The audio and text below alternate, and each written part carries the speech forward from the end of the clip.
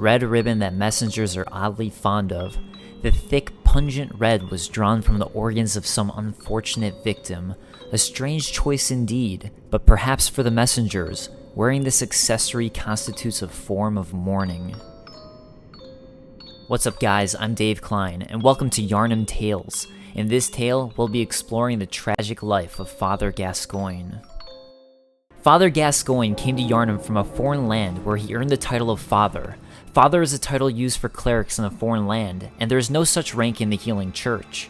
At some point though, Father Gascoigne made the trek to Yharnam. For what reason is unclear, but like most others, he was probably inflicted with a curse and came in search of Yharnam's healing blood.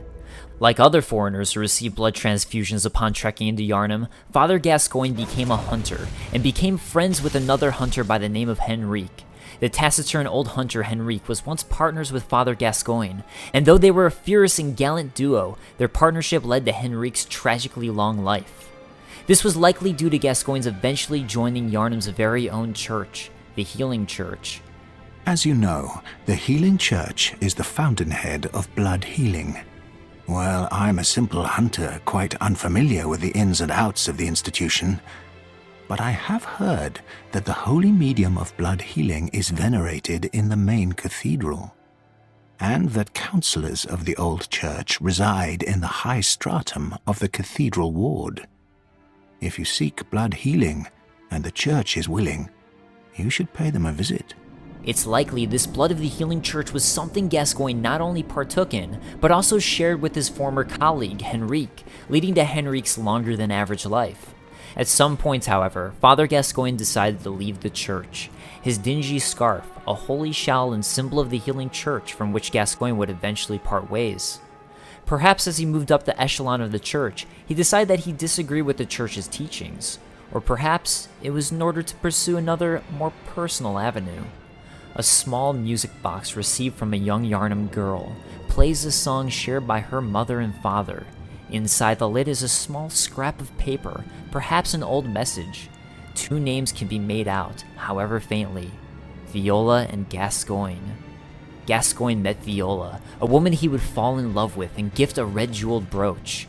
A woman's bright red brooch engraved with the name Viola. Perhaps the jewel is a gift from a hunter. Eventually, he and Viola wed and had 2 daughters, and together, they began raising a family. However, as the night of the hunt drew nigh, problems began to surface. Who are you? I don't know your voice, but I know that smell. Are you a hunter? And please will you look for my mum? Daddy never came back from the hunt, and she went to find him, but now she's gone too. I'm all alone and scared. Really? Oh, thank you. My mum wears a red jeweled brooch. It's so big and beautiful. You won't miss it. Oh, I mustn't forget. If you find my mum, give her this music box.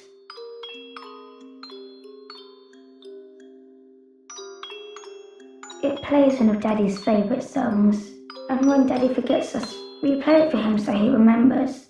Mum's so silly running off without it. Like the other Yharnamites, Father Gascoigne slowly began to lose himself, and it seems his dealing with the church, partaking in their blood as a member of the church would, didn't help. Ludwig was the first of many Healing Church hunters to come, many of whom were clerics.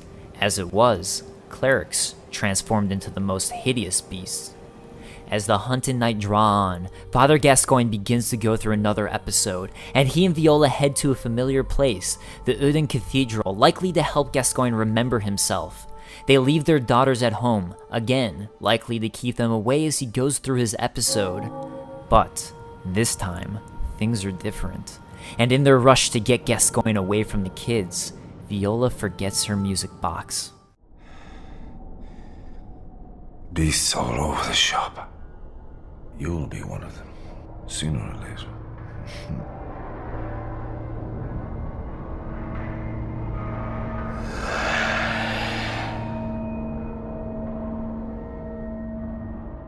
Without the music box, Viola is helpless as Gascoigne once again begins to transform into a beast. What's that smell? The sweet blood. Oh, it sings to me. It's enough to make a man sick.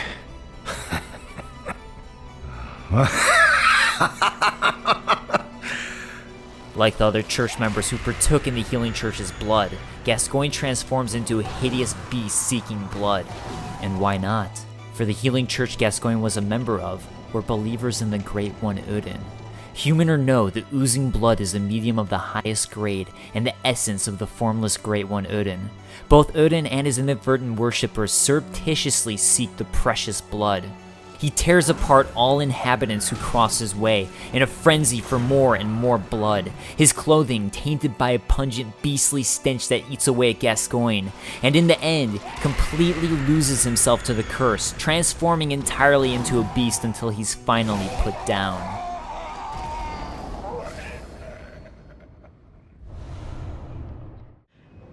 You must have killed Gascoigne as well, then. He was falling apart. I'm sure it had to be done. But it's all too late. The damage has been done. Viola, murdered by her own husband, is found dead atop a roof in the Odin cemetery. Mr. Hunter, was it really her? Mummy? Mummy? Don't leave me alone.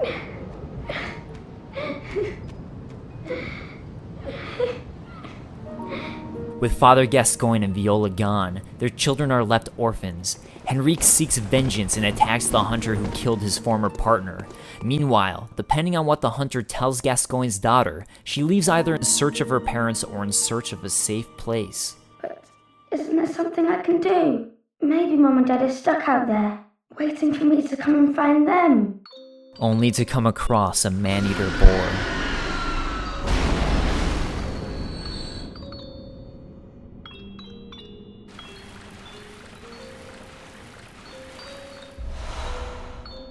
Red ribbon that messengers are oddly fond of.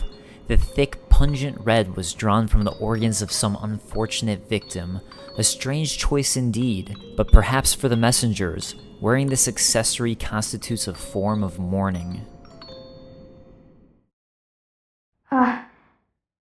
You haven't by any chance seen my little sister, have you? I told her to look after the house, but she's run off somewhere. She's still quite small, and wears a big white ribbon. Have you seen her out there anywhere?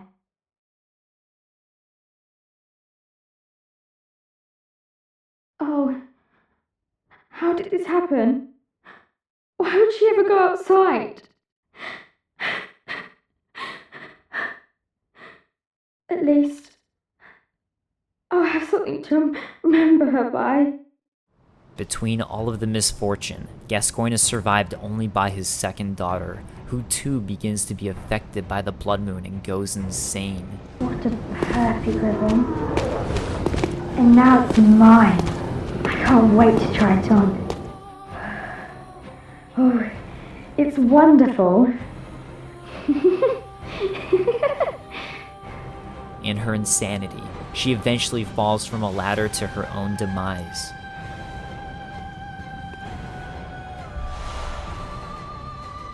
White ribbon that messengers are oddly fond of. A ribbon made of fine lace that shines remarkably, more suited to pretty young girls than silly old messengers.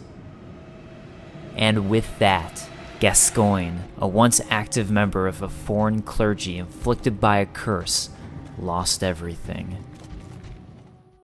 Alright guys, that wraps up this Yharnam Tale on Father Gascoigne. I hope you enjoyed my first Bloodborne lore video, and if you did, make sure to keep checking back on my channel for more Bloodborne lore. Also, there's an active community making Bloodborne videos, and I highly recommend supporting everyone involved. Until then, I have an entire series on Dark Souls 1 and 2 lore, and if you're looking for something a little more lighthearted, check out my super shows. I put a lot of work into them and hope you'll enjoy. Alright, I'll see you guys next time. Happy hunting.